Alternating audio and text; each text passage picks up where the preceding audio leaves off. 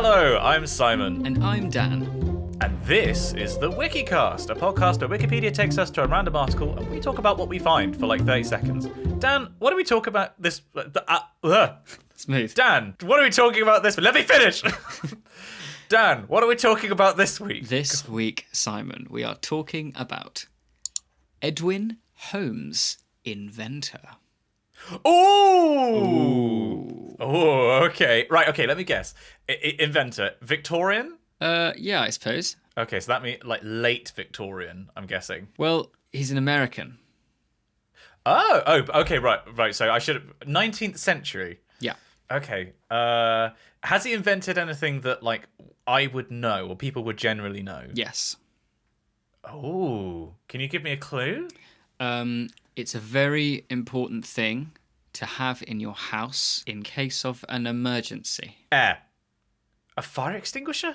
Or maybe not a fire extinguisher, but you're thinking along the right lines. It is some form of alarm. A fire alarm. Not a fire alarm. Burglar alarm. Burglar alarm. Oh, he invented the burglar alarm. Edwin Holmes, born April 25th, 1820, died in 1901, was an American businessman who is credited with commercializing the electromagnetic burglar alarm and with establishing the first burglar alarm networks. How on earth in the 19th century does a burglar alarm work that's not a dog? Because I mean, obviously, like there were burglar alarms before; they were called dogs. But like, yeah, how does that even work? Well, I'm going to read to you about the burglar alarm. The alarm was patented in 1853 by the Reverend Augustus Russell Pope of Somerville, Massachusetts. Wow. Edwin Holmes acquired Pope's patent rights in 1853 for $1,500. That was a lot. That was a lot. Back then. And manufactured the device in his factory in Boston, Massachusetts. He began to sell them in 1858. His son, Edwin Thomas Holmes, took over his father's company after his death and documented the events in his biography, A Wonderful 50 Years. Initially, people were fearful of and sceptical about using electricity for alarms, and the business did not go well. Therefore, in 1859, in search of a new and bigger market, Holmes moved his business to New York, which was then perceived as a place where all the country's burglars made their home. Wow. I mean, nowadays it's just white-collar crime. Yeah. There, by 1866, he installed 1,200 home alarms and began successful marketing among business enterprises. By 1877, he established the first network of alarms monitored by a central station in New York and sent his son to copy this system in Boston. The son, however, discovered that the network could use pre-existing phone cables instead of laying its own. In this way, he quickly assembled a 700-alarm network, which his father then copied in New York. Well, that's a bit of a flex, isn't it? Your dad calling you up and saying, "Yeah, I've got this great idea. I've done all the hard labour. If you can just kind of read this and sort it out." You then read it and go, "I can one-up you." Then you call back your dad and go, "I think you need to do it this way." In 1878, Holmes began the president of the newly established Bell Phone Company. Oh! While he sold his interests 2 years later for $100,000. Right, in what year was that? 2 years later, so 1880. Right, hang on. $100,000 in 1880 is... Oh my god. Hang on, have I got that right? Guess how much you think that is worth these days. 25 million. Very close. You're an order of magnitude off. $100,000 is $2.5 million. Wow. But wow. That's big money. So I guess that like the way that for a primitive burglar alarm, it's like a circuit, presumably. You know, you have like a closed circuit when your door is shut, because that's probably where burglars would pick the lock, open the door. So when the door is opened and the alarm is set, it just sets off a loud noise. I guess. Yeah. Is that how it worked? I think it must be. But because this is America, I'd like to imagine that it just sets off like a Colt 45. It just starts firing shots in the air. It's Americanizing, a typical thing that over here in Europe, Pansy land, we just make a loud noise. No, guns. After World War II, many inventions were introduced into the business of home alarm systems. It became less expensive and more versatile for use in the 1980s, and by the middle of the 1990s, the system had become a standard feature. In the most advanced examples of anti-burglary alarms, motion detectors, surveillance equipment, and electronic tracking devices are being used. Yeah, so it like detects motion if you're not expected to be home. Of course, I'm guessing that doesn't work if you have a pet. He's a cool-looking dude, Edwin Holmes. I'm going to look up a picture. Hang on. Does he look like a 19th century inventor? Absolutely. Oh yeah, he does. He's got an outrageous moustache. Yeah. He also has a collar and sort of lapels that appear to be made out of a hedge. Yeah, or popcorn. Yeah, it's quite something. It really is a strong look. Oh, wow. This is interesting. He was born to Sally Graves and Thomas Holmes. His father was from New Hampshire, where he served as the town postmaster. He had 4 children, 2 boys and 2 girls. One of the girls was Ella Holmes White, a Titanic survivor. That's pretty cool. That's fun. So, well, the fact that means they must have been a pretty well-to-do family anyway if she survived the sinking. Yes. Just statistically speaking. Oh, that's interesting. Served as the town postmaster. Yeah. There's a great crest, by the way. I just Googled. There is the Holmes Electric Protective Company. There's a seal that, like, you know how on old buildings in this country you will have like a little a symbol that will be indicative of if this building catches fire, call this number and we'll come and put the fire out. Type thing. Presumably there's a similar thing here, but it just says Holmes Electric Protection. These premises protected from burglary. And I can't tell what it's meant to be in the middle. It almost looks like a guy getting electrocuted in a bunch of clouds. It's quite something. Wow. But speaking of, so the reason I mentioned pets then was you have a visitor in your home at the moment, don't you? We have a house rabbit. Called Edith. Edith the house rabbit. It's a good name for a rabbit. Edith the house rabbit. And Edith has been doing very well. However, she had an operation yesterday where she was going to be spayed for her own good and the good of other male rabbits in our postcode. These genes need to die out. Yeah, I mean, famously, rabbits breed like, well, rabbits. So she's feeling a bit tender today, and I think we're going to be taking her to the vet again just for like a post-op check because she hasn't been eating quite as much as she normally would. So we're going to be taking her later this afternoon and just check that everything's all right. I'm sure it will be. I mean, what do you like having a house rabbit? It's a pet that, if I'm honest, I would be worried about stepping on more than anything else. Yeah, I mean, it's not my rabbit of choice. It's my partner's rabbit, and I think if I were to have a pet, I'd want to A, make sure that I was in the right time of my life to have a pet, and B, make sure it was a dog. Now, as you know, Simon, the house here is too small for a dog. It's got a decent garden, but I would want something that was just a bit more manageable. Not even a tiny dog? No, actually, not even a tiny dog, because so much of it is upstairs. I also don't want a tiny dog. I find that the temperament of a small dog can sometimes be a bit kind of yappy and, small dog syndrome famously. I only realised this recently if you watch dogs, I was going to say in the wild, in parks, when they bark at each other, I never clicked that dogs only bark at dogs that are bigger than them. Yeah. A dog very rarely will bark at a smaller dog, I guess because it already feels secure. So presumably if you're a small dog, everying is bigger than you. It's not necessarily like inherent in their character, it's just they are smaller than all other dogs. I think they also do have in part of being a small dog, they feel like they've got something to prove. Napoleon syndrome.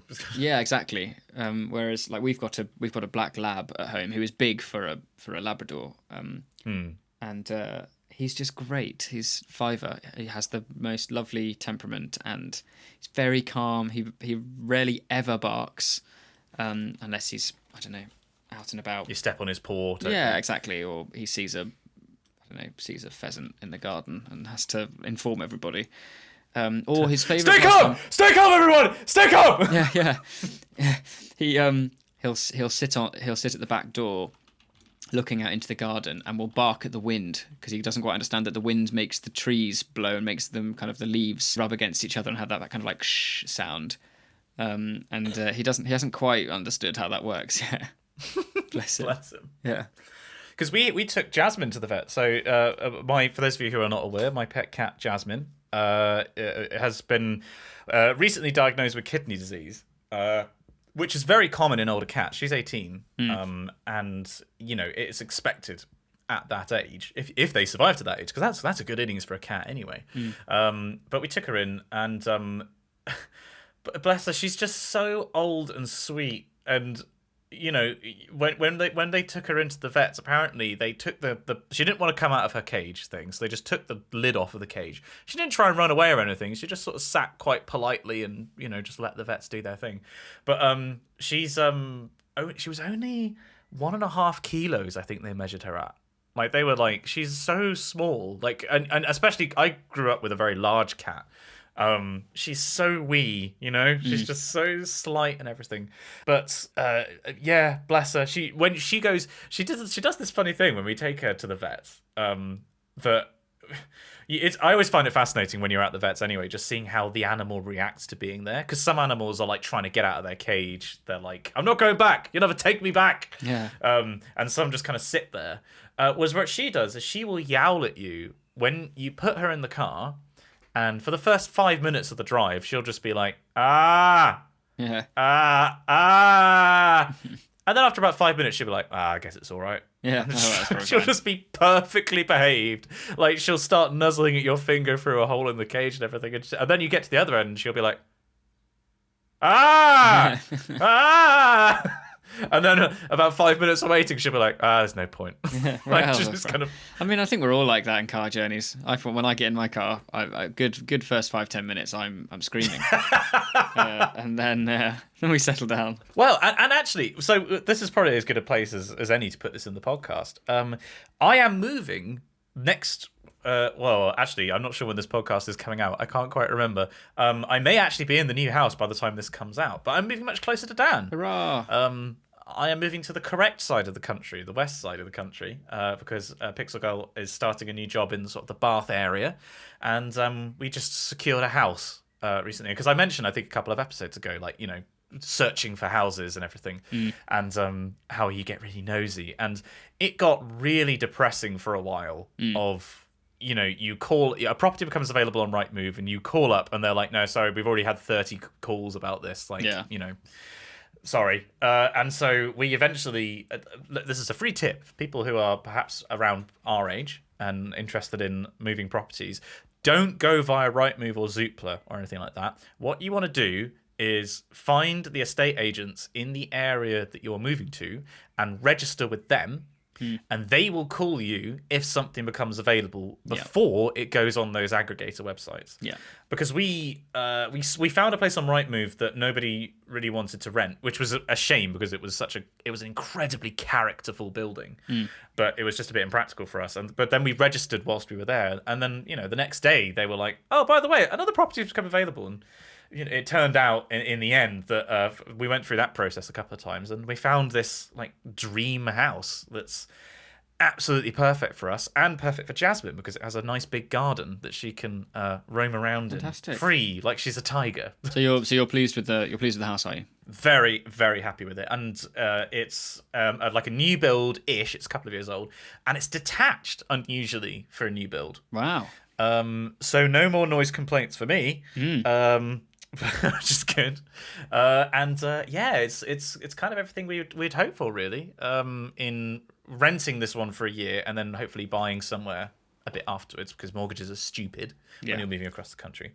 But yeah, the long and short of it is I'm moving to be much closer to Dan, and so fingers crossed you'll be getting more Dan and Simon content. Well, I'm not quite sure when we're allowed to meet up, but when we are allowed, we'll be doing some of that. Well, I've got these exams coming up in early June, and I think I'm done by the 11th or the 12th. And then the second week of that exam period, obviously, I don't have anything on. So it would be feasible for me to come up and visit and maybe do something in the garden or... Oh, yeah. And equally, if you need a hand with anything for the house, I can be an extra set of hands or legs or feet. If we need to land a helicopter. Yeah, indeed. Yeah, exactly. That's a callback from last episode. Do we want to tell them about last episode? Like what the secret here is? Why not? You can tell them. We're only recording it the day after, Dan. It's the day after the last episode. Yeah, we were doing the intro to this podcast, and Simon did the little lead in. Again, more how the sausage is made. We typically, whoever's leading, whoever says their name first, will also take it upon themselves to sing a little bit of the theme tune, so we can kind of get into right headspace, because this is a very, very, very professional. It's probably very unhelpful to Fergus. So and hearing again in kind of like daily succession, dun dun dun dun dun dun dun dun dun dun dun. I was like, oh wait, this feels so wrong. Dan, I've just realised something, by the way. What? We never marked up. This is more of how the sausage is made. Oh gosh. Right, hang on, Fergus, sunshine. Right, we're gonna do a markup now. Sorry, Fergus. Right, and in 3, 2, 1, mark. There we go. We're really showing how the sausage is made on this podcast. I made that a fairly loud mark, so I think it's actually the highest peak in my waveform, Fergus, if that helps you. Oh, I tried tapping the microphone, but looking at my waveform, that barely registered. God, Wow. well, it helps that I have 3 pop filters. Yeah. Because apparently my plosives are very powerful. I'll tell you what, just to show, if I get rid of the first 2 pop filters, I'll do that again. My plosives are very powerful. Plosives. My plosives are very powerful. Plosives are very powerful. You can probably tell the difference of how much gets removed. Lordy. I blame that on being a singer. I don't know if you have this problem as well, because I know you only have the 1 pop filter, but you are more of a singer than I. Yeah, I think so. I mean, it certainly does things to kind of enhance your enunciation. I mean, I was chatting again with my partner earlier, and we were talking about what are they called? Tongue twisters. Oh, Jesus, I wondered where you were going with that. Yes, yeah. What's your favourite tongue twister, Simon? That's a good question, actually. I mean, equally, it doesn't have to be a favourite. It could just be a tongue twister that you know. I appreciate having a favourite tongue twister is quite a niche thing. I do like copper-plated... Well done. Copper-plated kettle in popper-catter-petal.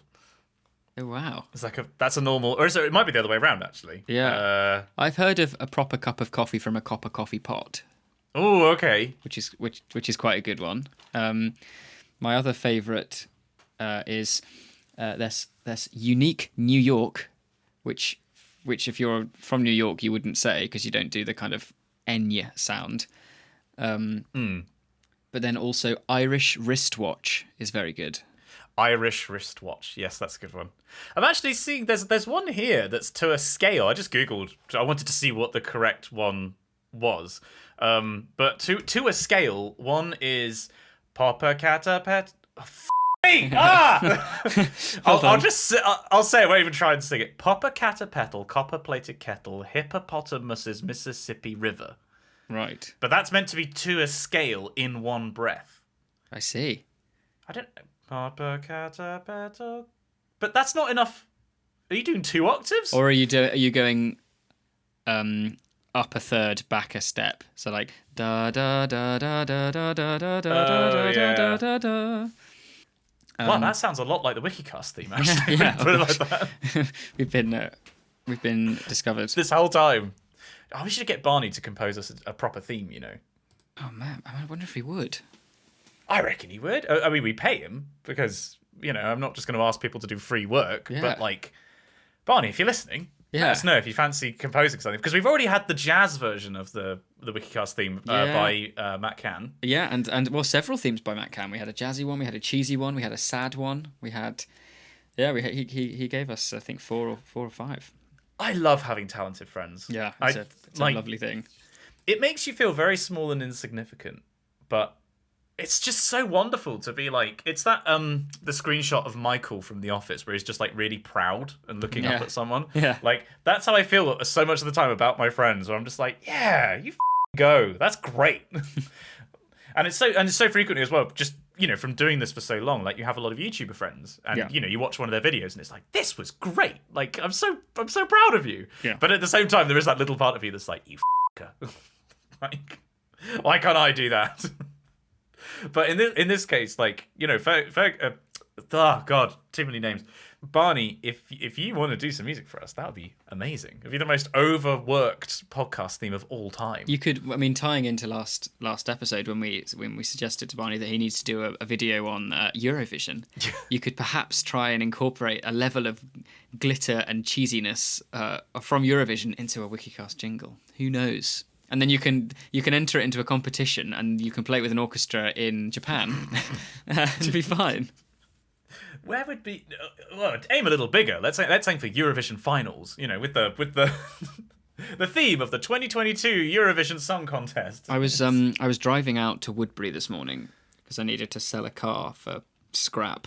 What a legend! And they were Radio 1 was just obsessing over Eurovision, and they were playing all of the winning songs in kind of rapid succession. And it's just, it felt like a journey that was twice as long as it should have been, I think, because the music's just so intense, Oh, intense was not the word I thought you were going to say there. No, it's quite OTT. Yeah. It's like when you walk into a room that's got a really lovely but strong scented candle, and you can only smell it for maybe kind of, 15 minutes, and then you've got to stop because you will get a headache. It's like walking into Lush. Yeah. Oh, how do people work in Lush? I don't know. I couldn't do it. They do lovely things. Well, their things are lush, but Quite. I couldn't work there. Yeah, I've said this before several times that my college library at St. Peter's always smelled of sticky toffee pudding. Nice. Which was, it was nice. It was just on that boundary of oh God, what's the opposite of lush? What's a place that has 0 scent whatsoever? The Apple Store. The Apple, right, on the scale of the Apple Store to Lush, it was pretty much bang in the middle. It was, if the smell was any more powerful, it would have been overwhelming. But if it was any less, you probably would have missed it a little bit. Like it was actually wonderful, but you did have to leave every couple of hours if you wanted to get fresh air. Yeah. But yeah, I've never been in a library like it, and I have no idea why it smelled that way. But as soon as I walked in for the first time, I was like, that's sticky toffee pudding. I'm immediately hungry. That's crazy. Of all of the puddings you could make something smell like, I think that's probably one of the best ones, to be fair. What was the article about again, Dan? Edwin Holmes, obviously, inventor of the sticky toffee, inventor of the burglar alarm. Who invented the sticky toffee pudding? Now that's a real question. Yeah, now that is a question. Hang on, rapid Googling here. Francis Coulson. You're joking. Guess when the sticky toffee pudding was invented, allegedly. Can I have a clue? It's not when you think it is. Oh, brilliant. Thanks very much. Is it in the 19th century or is it older? Right, okay, I'll read you the article from Wiki here, Okay. because of course it has its own wiki. The exact origins of sticky toffee pudding are unknown and disputed. Francis Coulson and Robert Lee developed and served the dish at their Sharrow Bay Country House Hotel in the Lake District in the 1970s. Oh. I would never have guessed that it was that modern. No. Because you can have things like, you can put dates into a sticky toffee pudding, and I was wondering whether it was going to be something obscure, like there was a sticky toffee pudding like dessert served in ancient Egypt to King Tut, and he, but obviously they didn't have custard, something. Yeah. Now I want to know when custard was invented. Food critic Simon Hopkinson claimed that Coulson told him he got a recipe from a Patricia Martin of Cloughton in Lancashire, and it only differs in the sauce. Oh.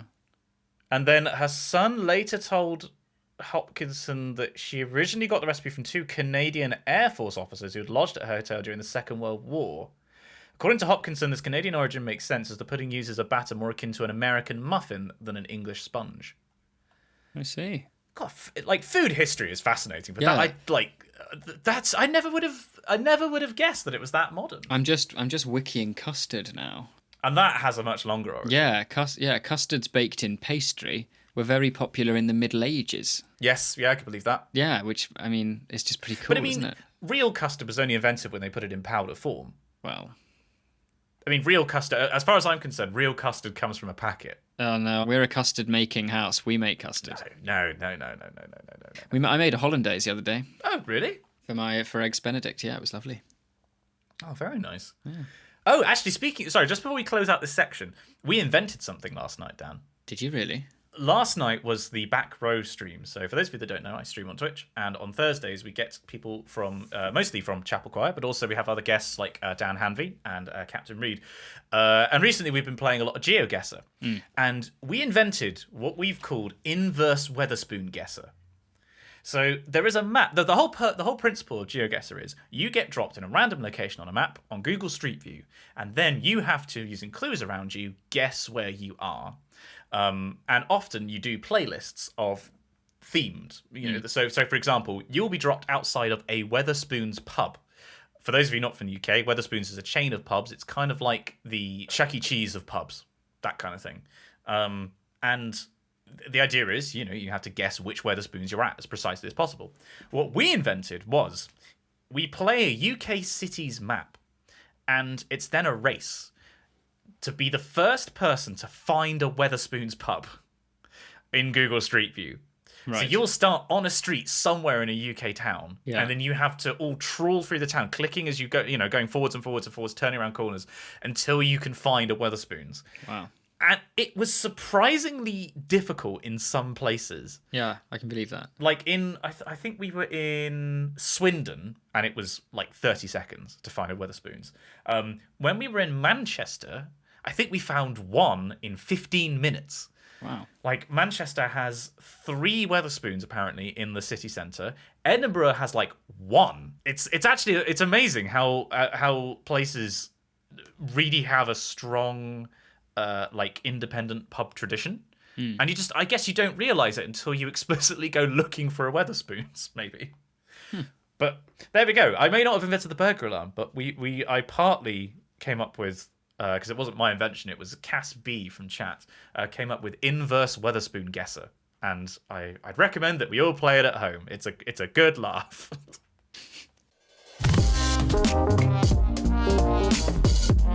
And this will be my piece of the week. Drum roll, please.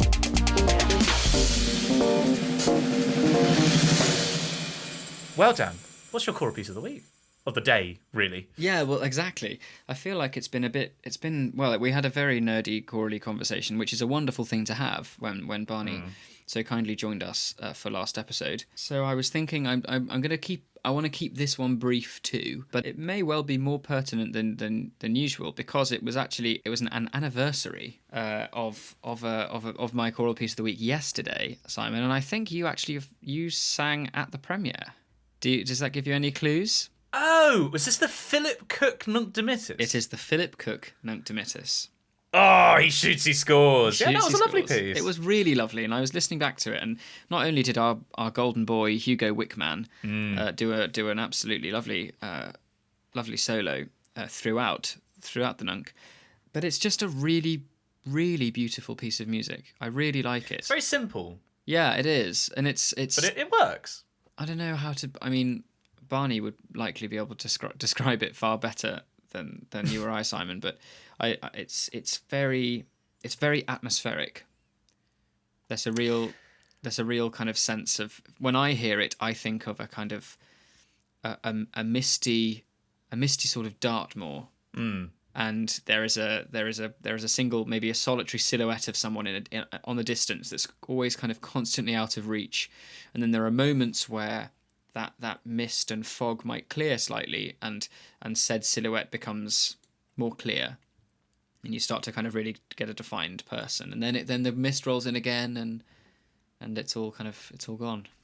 I find that nuncs in particular suit that style of music very well. There is a certain kind of all of the texts that you can set, it's, I don't know, to me at least, it's if not the most, it's one of the most appropriate for kind of mysticism almost. Yeah, it's a very kind of evocative text, isn't it? I mean, whether you're singing it in English or Latin, I think the actual phonetic nature of the Latin text is quite kind of, I don't know, it sounds lovely. So the Magnificat, I think, is more kind of structured and stark, but the Nunc Dimittis is Nunc Dimittis servum tuum Domine secundum verbum tuum in pace quia viderunt oculi mei salutare tuum, and it's very kind of they're words that hug you, and you can either take that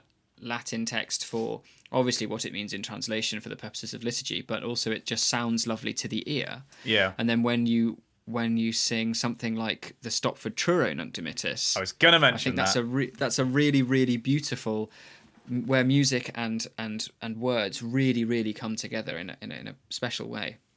It's again very simple. It's something about it's letting the text speak for itself, isn't it? It's just putting kind of block chords underneath and doing very little that gets in the way of being able to understand the words. No complicated melodies, no polyphony, nothing like that.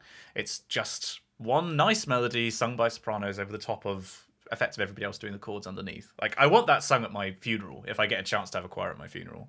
Yeah, because it's like it's a lullaby almost, isn't it? Yeah. And then we did. Do you remember doing? God, what was his name? Lukashevsky. Yeah, Lukashevsky. That's we did his nunk too, I believe. Yeah, and that one is. How does that go? I've just found a Tenebrae recording of it. The Mike Wazowski, as we used to call it. Yes. Yeah. I try to remember the melody of that. It's gone completely out of my mind. Again, it's got a sort of soundscapey vibe to it, so it might be hard to place the melody. I listened to it not long ago, but I can't recall it either. But that's another example of it. So anyway, I said I wasn't going to ramble, and look at me rambling away. The Philip Cook Nunc Dimittis, the 4-year anniversary of which was yesterday, sung by Hugo Wickman, the University of Exeter Chapel Choir, and conducted by Ed Jones, who has recently been made the new Master of Music and the Choristers Director of Music at Wakefield Cathedral. Yeah, big place from him, actually. Yeah. God, I miss Dr. Jones. Yeah, he's great. Dr. Jones. Calling Dr. Jones. There was two, wasn't it? You could either go for the Dr. Jones, calling Dr. Jones, or the kid from Temple of Doom. Yeah. Dr. Jones, Dr. Jones. Oh God, that's a terrible film. That has not aged well. Yikes.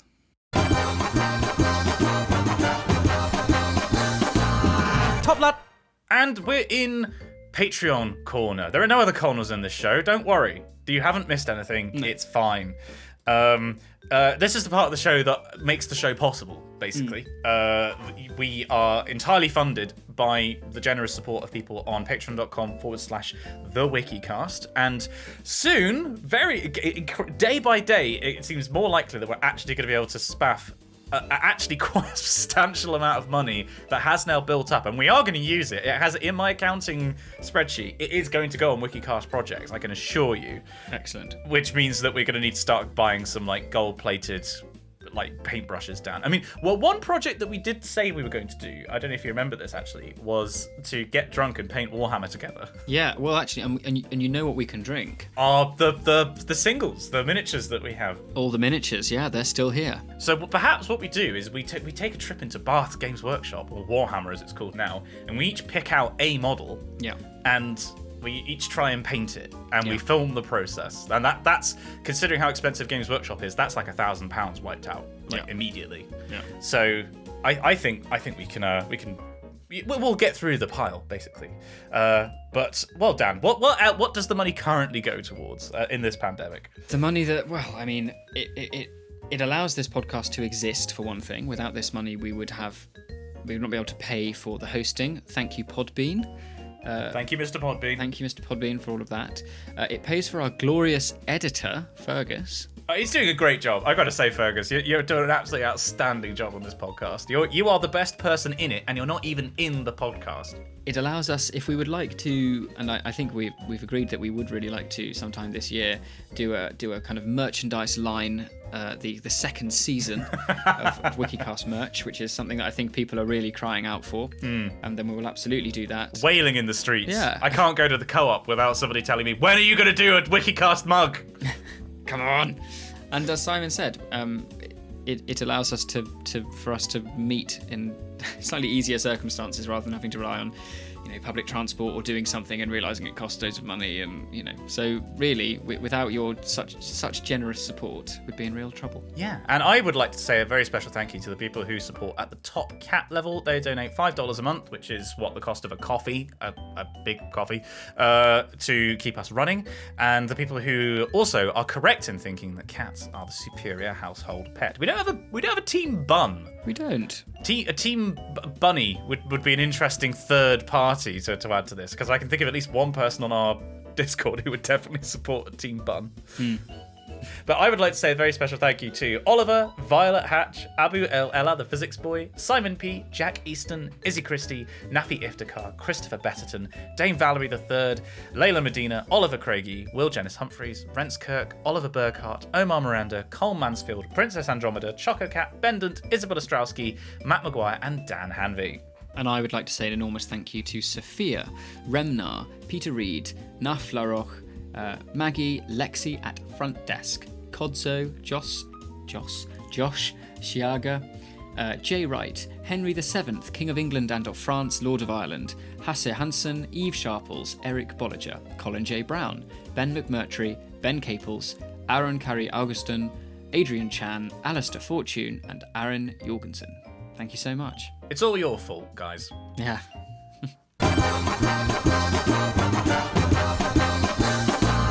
Top lad! We now find ourselves in Correspondence Corner, and we have an email here from a very special person in the community. This is from Finn Devlin, titled Notes from a Mod, Sport, and Welcome Palindromes. So Finn has been our aquatic representative on the modding team for quite some time now on the Discord and on my Twitch, and does a fantastic job. And I've said it before and I'll say it again. People who moderate online communities are the lifeblood of the internet. Without you, everything would grind to a halt. You're the lubricant on all social platforms. You just keep things moving along nice and smoothly. So to everybody, to Finn and the people who mod my community, and also to people who moderate elsewhere, you are doing a great thing that's so frequently unpaid and, well, almost always is actually. And so thank you very much for all of your work. You make the internet a special place. Finn goes on, though, to write, Dear Dan and Simon, long-time reader, first-time correspondent. I have been meaning to write in many times, however I've yet to find the time, which means I now have a lot of low-quality anecdotes to write about. Oh, they're our favourite form of anecdote, low quality. You'll fit right into this podcast. Yeah. Firstly, very many congratulations to Simon and his book. Thank you very, very much. Last podcast, Dan read the word firmament in a speech from Hamlet, and I couldn't imagine how hard it was for Simon to keep his mouth shut. I will not lie, I did not notice that because I was not listening. It's because I was doing something vaguely poetic, and Simon kind of checks out for most of it. My brain just goes just checks out stage right. I have of late, but wherefore I know not, lost all my mirth. It was that one, wasn't it? That I would say it sounds familiar, Dan, but I'd be telling a lie. Brilliant. I have no idea. Thanks. Thank you. Love you too. Next, a cooking tip for Dan. Try Nigella seeds rather than sesame seeds on your roasted root veg. Much better, in my opinion. Now that's all. See, I have Nigella seeds, and I use them. I use them quite a lot in salads.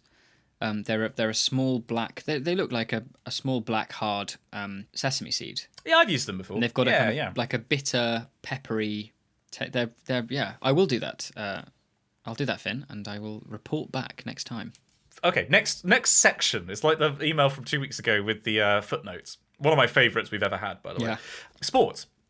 On another note, you also asked for weird sports, and while it's not that weird, I wondered if you've heard of cyclocross. Have you ever heard of cyclocross? Cyclocross? No, I haven't. I compete in road cycling. It must be difficult to do underwater.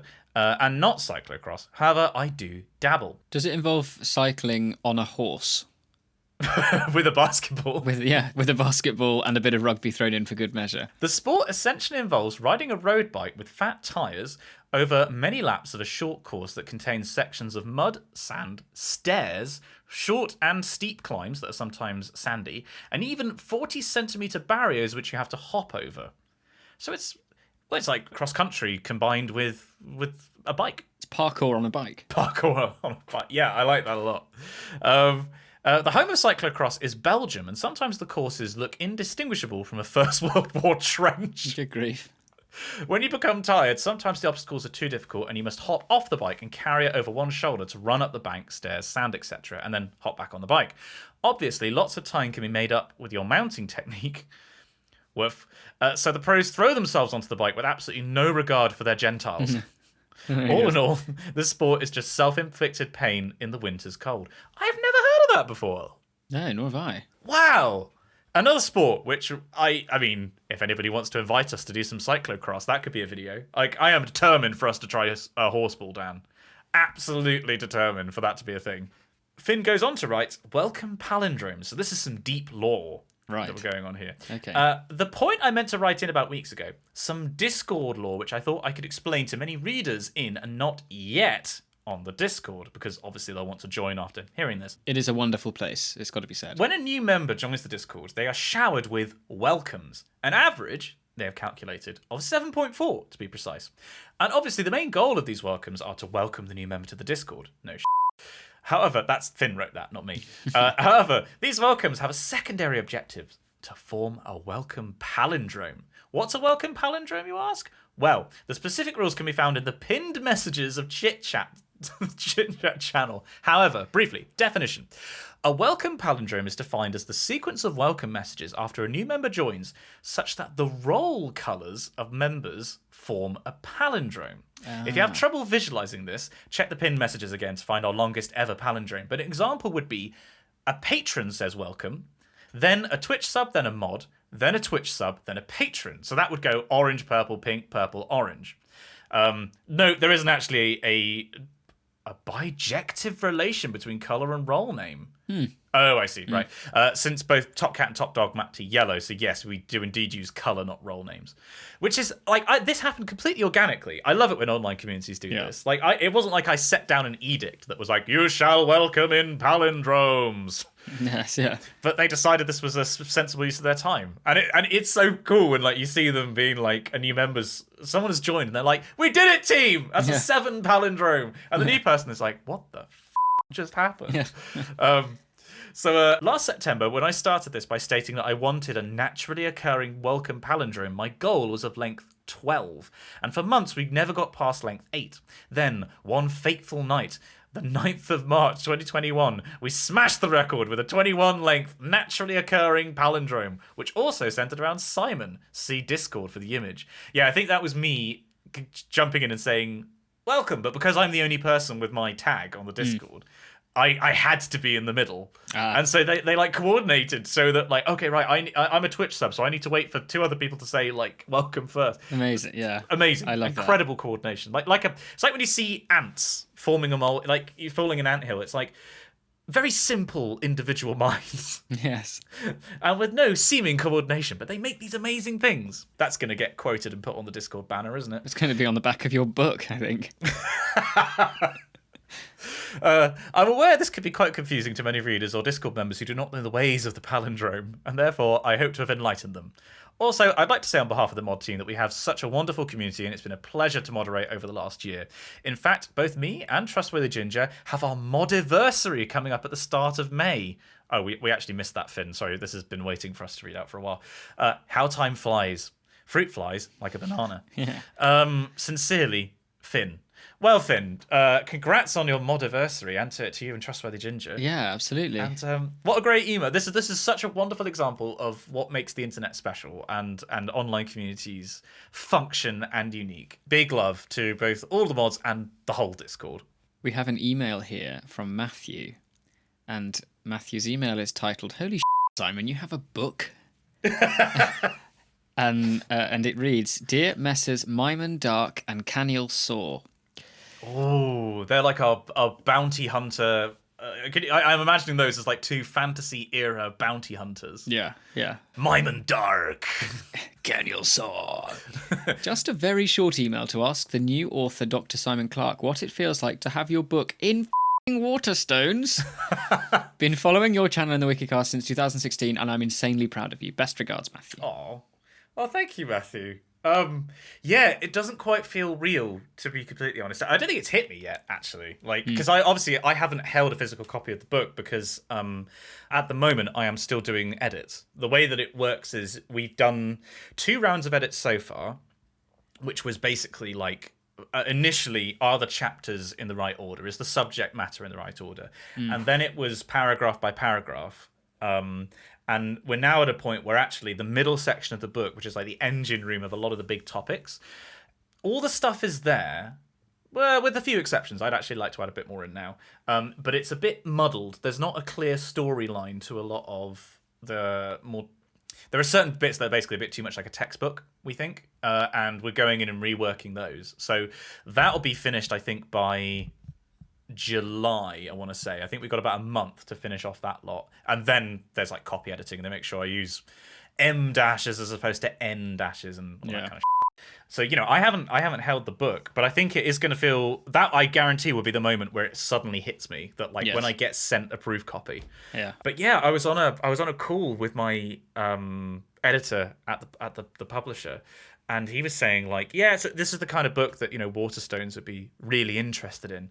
And that really blew me away, actually. Is there going to be a Waterstones nearish to you when you move? Yeah, there's one in Bath. So what you'd be able to do is contact them and say, I could do a signing, or I could do a chat in store or something. Yeah, so I mentioned this to the publishers, and they were like, it's far enough along that we can be pretty confident you'll be able to do events. Yeah. Which may well be like a couple. I have no idea how book release tours, if you want to call it that, work, where you go around and do events in different bookshops. Because I'd love to do that, because obviously I love talking about this subject matter, and the whole process of writing it was really interesting, and and it's also a chance to meet people who, like Matthew, who have been following my videos for so long. It's a great opportunity to be like, if you want to meet me, I'm not large enough as a creator to have ClarkCon, despite what people on my Twitch might think. It's just not viable for me to say, let's all meet up in Hyde Park or Games Workshop Tottenham Road or something. Whereas with a book event, it's like a great way to be like, I'm going to be in these cities, and if you want to come and say hi to me, please come along, and I can sign your book or whatever if you want, or I don't know, sign your baby. Well, actually, speaking of events like that, I don't know whether it's been announced yet, or if there's when it's actually going to be happening, but there is a new partnership that's going to be forming between the Met Office down here in Exeter, the University of Exeter, and Exeter Cathedral, wanting to do a series of talks and sessions and things about the climate problem and potential solutions to it, and lots of discussions, and then also filtering in, I think, some sacred music and what liturgy says, the religious perspective on climate change. And when that does happen, I'm sure that they'd be keen if you reached out for you to be involved. So maybe, especially with you being closer, I might do a bit of digging and send you some stuff. That'd be great, yeah. Well, and that's the other thing, though, of when you do something like this, and you're offered to do events like that, fingers crossed. I personally am really hoping that I'll be able to reach out to my old school and to my old college and be like, it's such a. I feel so awkward about doing this because it sounds so arrogant, but reaching out and being like, would you be interested in me coming in and giving a talk about it? Because certainly when I was at St. Peter's, these kind of events were happening. You'd have academics or authors come in and give talks about this thing that they've just done, and I really hope they would say yes, because it would mean a lot to me, and I feel like it would be a nice way to give back specifically to the school, because it's not a school that people go to and go on to write books. It's not a school that has that kind of history of accomplishment. So it would be really cool to go back and be like, I made it out. Yeah. I have severe psychological trauma, but I made it out, kids. Yeah, absolutely. So, yeah. So with regards to Waterstones and events, fingers crossed, yes. And I really hope that there is one in the Bristol Bath area, so my friends, school friends from when I grew up, could come and be really inappropriately raucous. Yeah. Me coming out on stage, and it's like, please welcome Simon Clark. And they're just at the back of the room, yeah! Woo! Which was me. I don't know if you remember this, but when I graduated from Exeter, that was me at the graduation ceremony. Oh, really? When people, they have the Papa band playing, and then they have the MC being like, please welcome to the stage the University of Exeter Chapel Choir, and everyone else is just politely golf clapping. Yeah. And there was me at the back watching everybody file on, being like, woo! like an American in the audience, hyping up Chapel Choir. Yeah. You see those reaction videos, don't you, of clips from famous scenes in films, and people, I don't know why, because it's illegal to get your phone out and record, obviously, in a cinema, but they record the reactions. So for things like Endgame, where Cat picks up the hammer. Yeah, or Dobby's death in Harry Potter and the Deathly Hallows Part 2, or bless. Yeah, I really hope that happens. I check that off the bucket list. Inappropriate gathering in a bookshop. Oh, and also, I should point out, also, like, I really hope that I can do stuff for independent bookshops, because there are some great ones. We mentioned this on a previous show, actually. Is it Mr. B's Emporium? Yeah, Mr. B's Emporium in Bath is like this amazing independent bookshop. I haven't been to for ages now.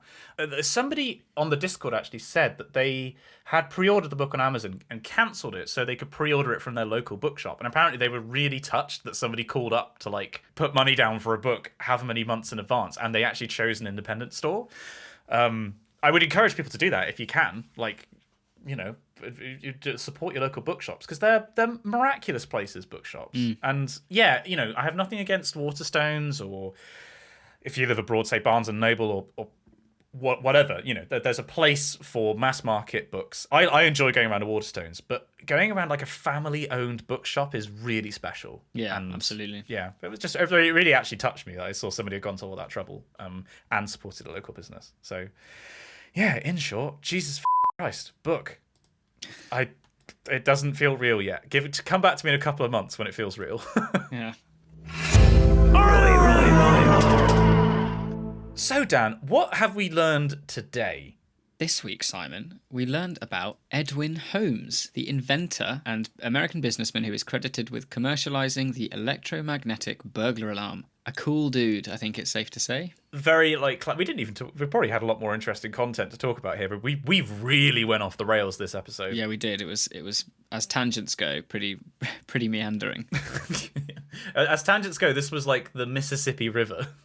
We also briefly mentioned how much fun we had with our guest last episode. If you enjoyed having Barney on the pod and you'd like to ask him any questions, I'm sure that he will probably be back at some point, and if there is demand, then of course, but it would be lovely to have some questions for him. If you'd like to write in, then please do. And also, if you have ideas for other people we could bring on, we should point out, it's not suddenly just like the only guest we can ever have now is Barney. Yeah, of course. I would be very happy to get him back, but yeah, if you have suggestions for people we could invite, then do let us know. There are lots of people that we've got on the kind of list of things, but it's always easier to persuade someone to come on when we can say, yeah, loads of our listeners have been wanting to have you. Or if you listen to a podcast and you think that we'd get along with someone that we haven't mentioned before, you know, then by all means, you know, message us, message the creator of that and hosts of that podcast, and ask them to reach out, because we absolutely love being able to connect and meet new people and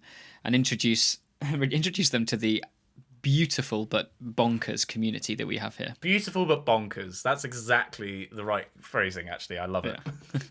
That's all for this episode. Don't forget to subscribe to it. That's all for this. I turned into Ross Hornby then. Yeah. It's not me! That's all for this episode. Don't forget to subscribe to us on your podcasting service of choice. Join the Discord, and if you'd like to see our faces, check out our YouTube channels, Spongy and Electric. Potential questions for Barney, your predictions on Eurovision winner, and other thoughts on the show can be sent to us at spongyelectric@gmail.com. We'd love to hear from you. Join us again for another tumble down the wiki rabbit hole. And we'll see you next time.